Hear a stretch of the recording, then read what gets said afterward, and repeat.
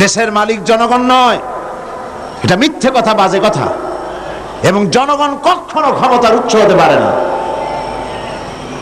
আল্লাহ পাকের কোরআন শরীফের সাথে সম্পূর্ণ বিপরীতমুখী কথা। আল্লাহ পাক কি বলছেন?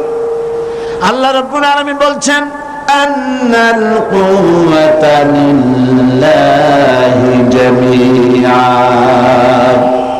সমস্ত ক্ষমতা একচ্ছত্র মালিক, ক্ষমতার উৎস কে? আল্লাহ সুবহানাহু ওয়া তাআলা, তিনি হচ্ছেন ক্ষমতার মালিক।